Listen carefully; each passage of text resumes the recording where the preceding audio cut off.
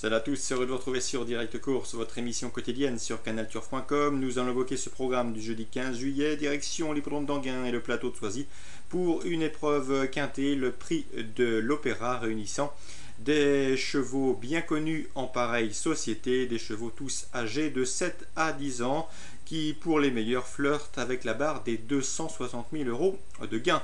Ils seront 16 au départ, équitablement répartis sur deux lignes derrière la voiture, 8 en première ligne, autant en seconde. Dans cette épreuve, sachez qu'il faudra faire grand cas du numéro 7, Petit Pousset. Je vous l'avais indiqué en dernier lieu, il était logiquement favori. Il n'avait pas déçu, Vincent Martens avait des raisons d'être confiant. Petit Pousset qui pourrait donc apporter un nouveau quintet estival aux frères Martens. Christophe sera au sulky. Les frères Martens qui brillent avec Petit Pousset, mais également avec Athos du Boscail au cours des dernières semaines.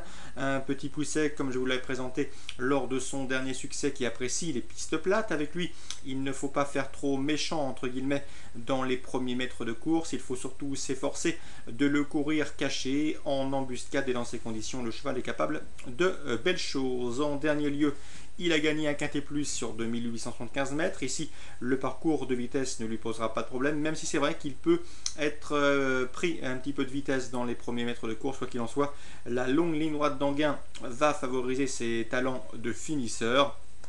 Un sujet de 7 ans qui semble ici en mesure de signer une troisième victoire consécutive. En tout cas, Vincent Martens est confiant. Il retrouvera sur sa route le numéro 13, Néarque, troisième du quintet de référence.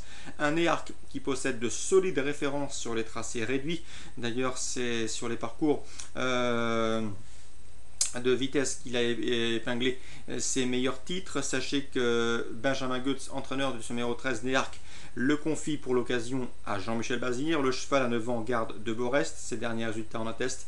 Il sera déféré des 4 pieds. Et à mon avis, ce n'est surtout pas son numéro 13 en deuxième ligne qui devrait lui poser problème. Faisons confiance à son pilote pour en tirer la quintessence et ainsi se tirer de cette situation peu enviable en deuxième ligne derrière la voiture. Donc le 7 et le 13, a priori, les deux chevaux de base de ce quintet, sachant qu'ils ont terminé premier et troisième de la course référence disputée en début de mois sur 2875 mètres. Ensuite, pour les places, ils sont plusieurs à y prétendre. On pourra penser notamment à la ligne d'une épreuve de référence dans laquelle c'était il y a de cela quelques temps dans le prix de Plaisance. Le numéro 2, Organdi d'Hanover, se classait 4e devant le numéro 6, Neige d'Or, qui se classait 5e. Pedrito du Vallon, le numéro 8, se classait 6e, alors que le numéro 4, Maître d'Atout, se classait quant à lui 7e. Bref, tous ces concurrents devraient une nouvelle fois batailler ferme pour les places d'honneur. Quoi qu'il en soit, je vous conseille parmi les outsiders le numéro 16, Fanon du Maitland. Stéphane Meunier, avec lequel j'ai l'habitude de converser, m'a dit que sa jument revenait progressivement au mieux. Elle est performante sur les pistes plates. Seul bémol, elle a malheureusement tiré un numéro 16 en deuxième ligne et à l'extérieur, derrière les ailes de l'autostart, ce qui contrarie un petit peu les plans de son entraîneur. Quoi qu'il en soit, Franck Ivry est un pilote adroit. Il va donc s'efforcer de lui donner un bon parcours. La jument excelle à Anguin. Bref, déférer les 4 pieds, c'est peut-être elle qui peut poser la surprise, car je vous le confirme et je vous le répète, elle est en net regain de conditions. Donc pourquoi pas une surprise avec le 16, Fanon du Maitland. Derrière le 7 et le 13 qui sont les de base, bien évidemment, le numéro 2, le numéro 6, le numéro 8 et le numéro 4 demeurent des chances tout à fait régulières pour les places.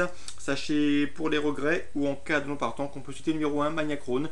Il est a priori barré pour les premières places, mais à 10 ans, il conserve de Borest. François Lecanu, son pilote qu'il connaît bien, va sans doute s'efforcer de faire petit bras le long du rail, caché derrière les animateurs, et s'il peut trouver l'ouverture pour finir, il peut venir chercher une belle place, une 3e, 4e, voire 5e place à une cote d'outsider. Quoi qu'il en soit, vous l'aurez compris, derrière nos deux bases, nous pouvons élargir pour toucher le tiercé ou le quartet.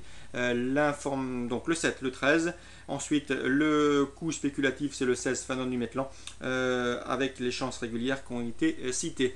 J'oubliais de vous dire que Alexandre de Jésus, avec lequel j'ai pu converser également, m'entretenir, est confiant avec le 15-11 d'Erac. Le cheval a bien travaillé en vue de cette course.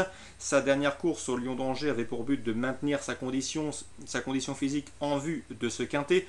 Tous les paramètres étaient réunis pour que ça se passe bien. On avait déféré les 4 pieds. On s'était également attaché les services de Franck Nivard pour le piloter. Malheureusement, au tirage au sort, le sort en a décidé autrement puisqu'il a hérité du numéro 15. Pour un cheval comme lui qui doit impérativement courir caché, cela peut compliquer sa tâche, mais attention, n'oubliez pas qu'Alexandre de Jésus avait fait de ce quintet un objectif, un 11 d'Héracle numéro 15, qui est capable de finir très vite lorsqu'il bénéficie d'un parcours caché. Donc le 7, le 13, mes outsiders le 15 et le 16. Le 15, c'est l'interview d'Alexandre de Jésus disponible sur Canal Turf Radio. Ensuite, pour les places, ils sont plusieurs à y prétendre. Nous avons évoqué ces différentes candidatures. Concernant ce même programme Réunion 1 Anguin, sachez que Grégoire Well m'a semblé très confiant avec le 208 Rose Love. C'est tout simplement la course visée. Sa pouliche est toujours très performante sur les parcours de vitesse. Ce sera le cas en ce jeudi. Sachez également qu'elle sera déférée pour l'occasion. Comme à chaque fois que la course est visée, on s'est attaché également les services d'un pilote. On est confiant et malgré le numéro 8 derrière la voiture, on en escompte un bon comportement car c'est la vraie jument de vitesse. A priori, ses plus sérieuses opposantes seront sans doute le 7, à savoir Rasta Perrine qui collectionne les bons résultats depuis le début de l'année, ou encore le 12 Ready JD et le 13 Rose d'Acadie. Deux juments en gros retard de gain, mais également deux juments qui ne sont jamais à l'abri d'une incartade, donc difficile pour les cardiaques d'investir sur leur chance. Soit qu'il en soit, le 208 Roselove, Grégoire Well est confiant. Sachez que l'opposition, le 7, le 12, le 13, sachant que les deux dernières nommées ne sont pas à l'abri d'une incartade malheureusement. Le 304, c'est une autre élève d'Alexandre de Jésus. D'après lui, elle peut également faire l'arrivée. Il faut impérativement lui cacher l'effort, mais le lot est bien composé. Je pense notamment, outre ce 304, à la présence du 309 Thunder Knight, estimé et remarqué à diverses reprises. Elle dépend de l'entraînement en tout cas, elle est drivée par Julien Dubois. Sachez également que dans la 8e, ce même Alexandre de Jésus présente le 802 Quartet. Le cheval reste sur 2 succès, le dernier en date obtenu pas plus tard que dimanche dernier à la Capelle. D'après Alexandre de Jésus, ce cheval est tout simplement déclassé, en gros retard de gain. Il a un défaut, c'est sa mise en jambe. Il peut parfois commettre l'irréparable dans les premiers mètres de course. Quoi qu'il en soit, s'il fait sa course, il devrait pouvoir confirmer ses 2 derniers succès, car Alexandre de Jésus a été clair, le cheval est déclassé. Dans cette épreuve, on pourrait tenter un couplet avec le 814 Quadrino GL, qui lui aussi semble posséder de la marge dans les compétitions de ce genre, dans cette catégorie, celle des drivers amateurs.